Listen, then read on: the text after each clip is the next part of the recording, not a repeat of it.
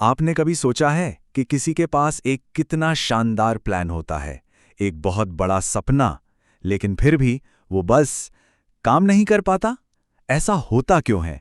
असल में ना, दुनिया के सबसे बेहतरीन प्लान्स में भी एक बहुत जरूरी चीज की कमी रह जाती है, जो सफलता के लिए चाहिए ही चाहिए। और ये बात इस सोर्स में दिए गए एक बहुत ही पावरफुल कोट से एकदम साफ हो जाती है। सीधी सी बात है, प्लान्स तब तक सिर्फ कागज पर खींची हुई लकीरें ही हैं जब तक उन्हें हकीकत में बदलने के लिए वो जरूरी शक्ति, वो पावर ना हो। तो फिर सवाल ये उठता है कि आखिर ये पावर है क्या चीज, और सबसे बड़ी बात, इसे हासिल कैसे किया जा सकता है। चलिए आज की इस पड़ताल में इन्हीं सवालों के जवाब ढूंढने की कोशिश करते हैं। तो ठीक है, अब इस कॉन्सेप्ट में थोड़ा और गहरा उतरते हैं। अपने पहले सेक्शन में हम ये समझने की कोशिश करेंगे कि ये शक्ति असल में है क्या और ये इतनी इतनी जरूरी क्यों है। और यहीं पर ना एक बहुत ही दिलचस्प बात पता चलती है। देखिए, पावर सिर्फ पैसा कमाने के लिए ही जरूरी नहीं है, बल्कि उसे बनाए रखने के लिए भी उतनी ही जरूरी है। मतलब बात सिर्फ रेस जीतने की नहीं है, बात तो अपनी जगह पर टिके रहने की भी है। तो ठीक है, अब जब हमें प्रॉब्लम पता चल गई है तो इसका सल्यूशन क्या है। बस यहीं से हम अपने दूसरे सेक्शन में आते हैं, जो हमें उस तरीके से मिलवाएगा जिससे ये जरूरी शक्ति पैदा की जा सकती है, और वो तरीका है मास्टरमाइंड का सिद्धांत। तो चलिए सबसे पहले ये समझते हैं कि पावर आखिर है क्या। सोर्स के हिसाब से ये सिर्फ ज्ञान या नॉलेज नहीं है, ये है संगठित और बुद्धिमानी से निर्देशित ज्ञान। ध्यान दीजिए, इसमें दो शब्द बहुत जरूरी हैं, संगठित और निर्देशित, क्योंकि बिखरा हुआ ज्ञान कोई शक्ति नहीं होता। और हाँ, ये जो संगठित प्रयास है ना, ये अकेले नहीं हो सकता। ये पावर तब पैदा होती है जब दो या उससे ज्यादा लोग एक तय लक्ष्य के लिए पूरे तालमेल और हार्मनी के साथ मिलकर काम करते हैं। और बस यहीं से मास्टरमाइंड का आइडिया सामने आता है। देखिए, ये सिर्फ कुछ लोगों का ग्रुप नहीं है, ये एक तय मकसद के लिए नॉलेज और एफर्ट का एक सामंजस्यपूर्ण कोऑर्डिनेशन है। आप कह सकते हैं कि यही वो इंजन है जो असल पावर पैदा करता है। और ये बात तो गांठ बांध लेने वाली है।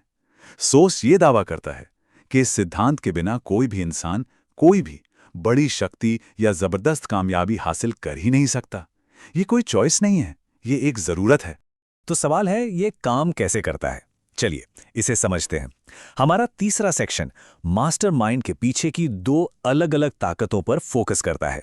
एक है इकोनॉमिक और दूसरी है साइकिक, यानी मानसिक। देखिए, मास्टरमाइंड के दो पहलू हैं। पहला, इकोनॉमिक, जो बिल्कुल सीधा साधा है। जब कोई काबिल लोगों की सलाह और सहयोग से खुद को घेर लेता है तो फायदा तो होना ही है, ये तो सब जानते हैं। लेकिन जो दूसरा पहलू है, यानी मानसिक वाला, वो कहीं ज्यादा गहरा और कह सकते हैं कि रहस्यमयी है। ये उस आध्यात्मिक शक्ति के बारे में है जो तब बनती है जब कई दिमाग एक साथ एक सुर में काम करते हैं। अब ये जो बात स्क्रीन पर लिखी है, ये वाकई सोचने पर मजबूर कर देती है। इसमें कहा गया है कि जब भी दो मन एक साथ आते हैं ना, तो वो एक तीसरा अदृश्य इंटैंजिबल फोर्स बनाते हैं, जिसे एक तीसरे मन जैसा समझा जा सकता है। एक तरह की सामूहिक चेतना जो दोनों के जोड़ से कहीं ज्यादा शक्तिशाली होती है। अब ये आइडिया थोड़ा एब्स्ट्रैक्ट लग सकता है, तो इसे और आसानी से समझने के लिए सोर्स एक बहुत कमाल का उदाहरण देता है। वो कहता है कि तालमेल में काम कर रहे दिमागों का एक ग्रुप एक अकेले दिमाग से कहीं ज्यादा थॉट एनर्जी या विचार ऊर्जा पैदा करता है। ठीक वैसे ही जैसे बिजली की कई बैटरियों का एक ग्रुप एक अकेली बैटरी से कहीं ज्यादा एनर्जी देता है। ये कितना शानदार तरीका है ये दिखाने का कि कैसे सही तालमेल से मेंटल एनर्जी को कई गुना बढ़ाया जा सकता है। ये एक तरह का मेंटल पावर मल्टीप्लायर है। अच्छा, थ्योरी तो बहुत हो गई, अब जरा प्रैक्टिकल पर आते हैं। हमारे चौथे सेक्शन में हम इतिहास से कुछ बहुत ही दमदार उदाहरण देखेंगे जहां इस सिद्धांत को बड़ी कामयाबी के साथ इस्तेमाल किया गया। हम तीन बिल्कुल अलग अलग लेकिन बहुत ही प्रभावशाली लोगों पर नजर डालेंगे। स्टील के बादशाह एंड्रू कार्नेगी, इंडस्ट्रियल रेवोल्यूशन लाने वाले हेनरी फोर्ड और हमारे स्वतंत्रता आंदोलन के नायक महात्मा गांधी। सबसे पहले एंड्रयू कार्नेगी। वो अपने जमाने के सबसे अमीर इंसानों में से एक थे और उन्होंने अपनी पूरी दौलत का क्रेडिट सीधे सीधे अपने मास्टरमाइंड ग्रुप को दिया। और ये कोई छोटा मोटा ग्रुप नहीं था, इसमें करीब 50 एक्सपर्ट लोग थे। ये सब मिलकर सिर्फ एक मकसद के लिए काम कर रहे थे, स्टील बनाना और बेचना। अब हेनरी फोर्ड की कहानी तो और भी ज्यादा इंस्पायरिंग है। सोचिए, उन्होंने अपना सफर गरीबी, कम पढ़ाई लिखाई और जानकारी की कमी जैसी बड़ी बड़ी मुश्किलों के साथ शुरू किया था। तो सवाल यह है कि उन्होंने इन सब पर जीत कैसे हासिल की? जवाब है, महान दिमागों के साथ जुड़कर। और ये कोई ऐसे वैसे लोग नहीं थे।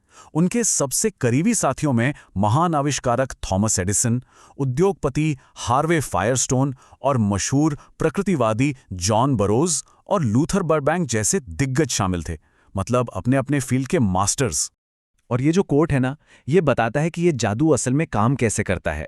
होता ये है कि लोग अनजाने में ही उन लोगों की आदतें और सोचने की शक्ति अपना लेते हैं जिनके साथ वो सबसे ज्यादा वक्त बिताते हैं।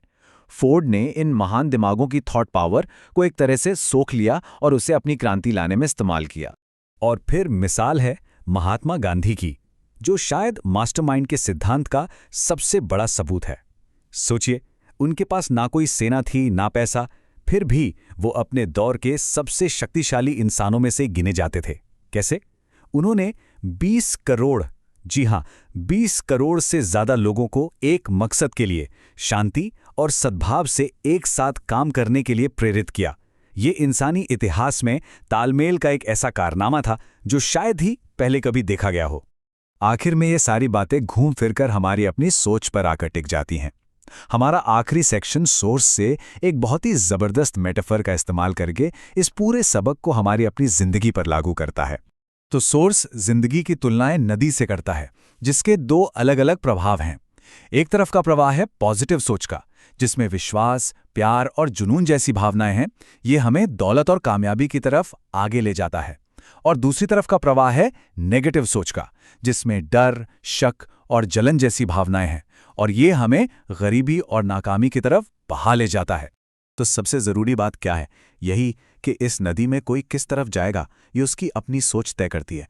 हमारी सोच ही वो पतवार है जो हमारी नाव की दिशा तय करती है। हर इंसान ये चुन सकता है कि उसे किस प्रवाह में रहना है। तो आखिर में सवाल बस इतना ही है, कोई अपनी पतवार किस ओर घुमाएगा?